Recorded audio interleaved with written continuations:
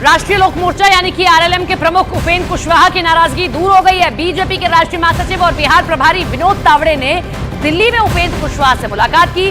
खबरें ये कि इस मुलाकात में समझौता हुआ कि एक लोकसभा सीट पर उपेंद्र कुशवाहा काराकाट से चुनाव लड़ेंगे और एक एमएलसी सीट भी उपेंद्र कुशवाहा के खाते में चली जाएगी। सूत्र ये कह रहे हैं कि आरएलएम के बनाए जाने वाले एमएलसी को बिहार में मंत्रिमंडल भी दिया जाएगा, शामिल किया जाएगा। बिहार में एनडीए में उन्हें एक सीट भी मिलेगी, वही जिससे वो नाराज बताए जा रहे थे। हालांकि उन्होंने नाराज होने से इनकार किया। विनोद तावड़े से ट्वीट कर जानकारी दी गई कि आरएलएम को एक सीट और एमएलसी सीट देना पहले से ही तय था। 2 सीट की मांग थी। नाराज कभी हम नहीं रहे। तो एक ही सीट आपको मिली सर।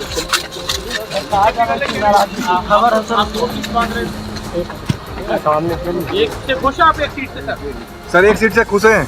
अरे भैया हम नाराज कब थे कि तो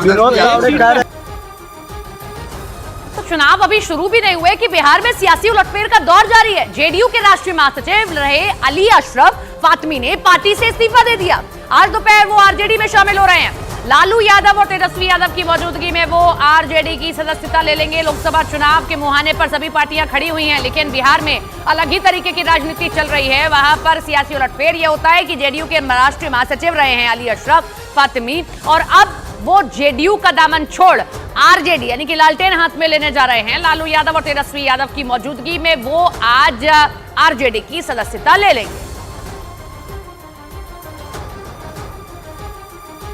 अब इधर अली अशरफ के पार्टी से इस्तीफा देने पर जेडीयू ने पलटवार कर दिया, उन्हें परिवारवादी बता दिया।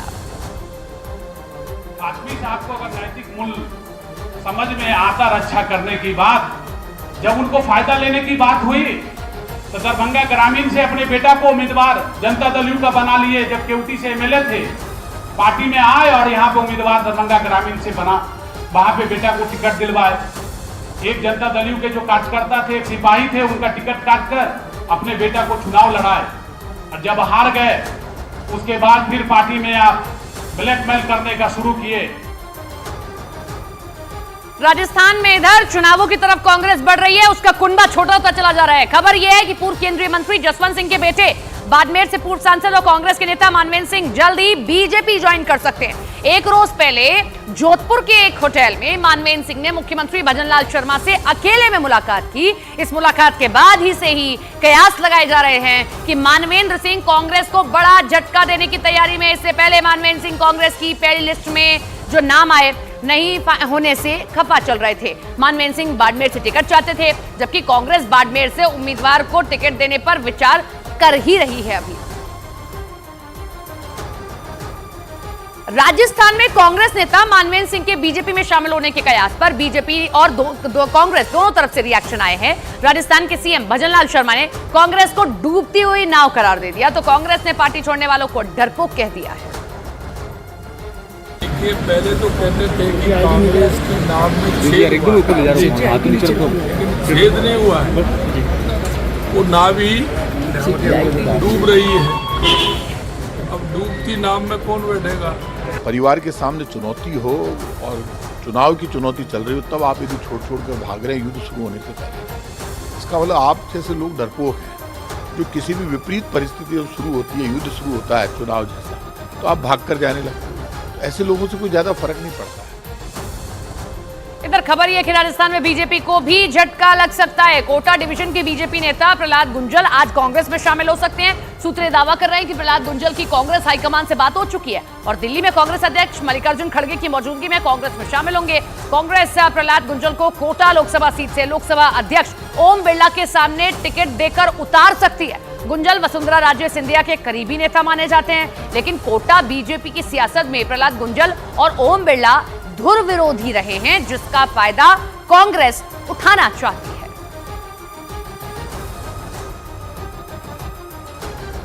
झारखंड की सियासत में बहुत बड़ा उलटफेर हो गया। पूर्व मुख्यमंत्री हेमंत सोरेन की भाभी सीता सोरेन ने बगावत का बिगुल फूंक दिया। उन्होंने हेमंत सोरेन की पार्टी झारखंड मुक्ति मोर्चा से इस्तीफा दे दिया। पार्टी छोड़ने के साथ ही सीता सोरेन ने विधायक पद भी छोड़ दिया।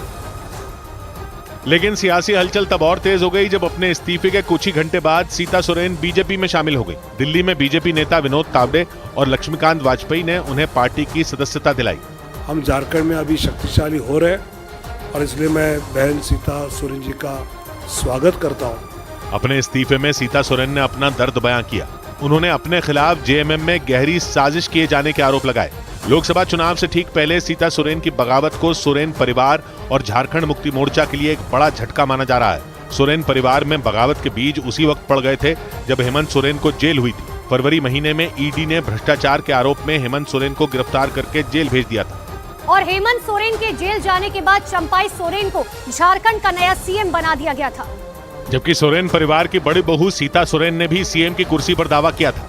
लेकिन 2 दिन चली सियासी गहमागहमी के बाद झारखंड के मुख्यमंत्री की गद्दी हेमंत सोरेन के करीबी चंपाई सोरेन को मिल गई थी और खबरों के मुताबिक उसी वक्त से सीता सोरेन जीएमएम में काफी अलग थलग पड़ गई थी। नतीजा ये रहा कि करीब 1 महीने बाद सोरेन परिवार में पड़ी दरार दुनिया के सामने आ गई। सीता सोरेन ने जेएमएम और सोरेन परिवार से अपनी राहें अलग कर ली।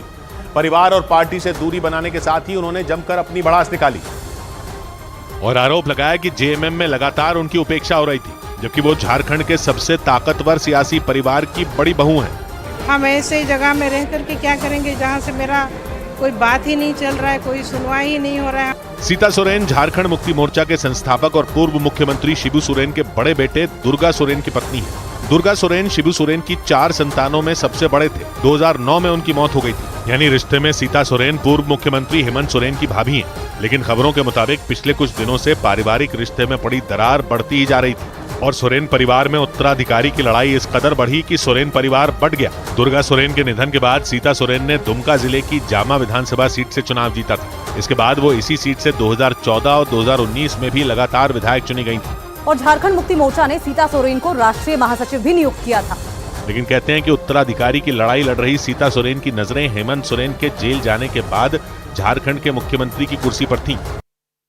मुख्यमंत्री की कुर्सी उन्हें नहीं मिली थी। सीता सोरेन के पति दुर्गा सोरेन झारखंड के पूर्व मुख्यमंत्री शिबू सोरेन के बड़े बेटे थे और झारखंड को अलग राज्य बनाने की लड़ाई में उन्होंने बढ़ चढ़कर हिस्सा लिया था।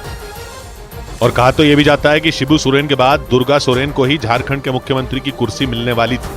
दुर्गा सोरेन ने झारखंड को अलग राज्य बनाने के लिए पिता शिबू सोरेन के साथ कदम से कदम मिलाकर लड़ाई लड़ी थी और 15 नवंबर सन 2000 को बिहार से अलग होकर झारखंड एक अलग राज्य बन गया था।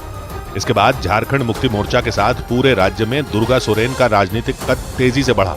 उनकी गिनती कद्दावर आदिवासी नेता के तौर पर होने लगी थी।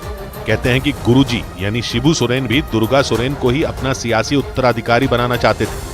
लेकिन 21 मई 2009 को बोकारो में 40 साल के दुर्गा सोरेन का निधन हो गया। डॉक्टरों ने किडनी फेल हो जाने को उनकी मौत की वजह बताया था। दुर्गा सोरेन के निधन से सोरेन परिवार को बहुत बड़ा झटका लगा। जिस वक्त उनकी मौत हुई वो झारखंड मुक्ति मोर्चा के महासचिव थे, लेकिन उनकी मौत ने झारखंड मुक्ति मोर्चा में सोरेन परिवार के कई सदस्यों के लिए संभावनाएं बना दी।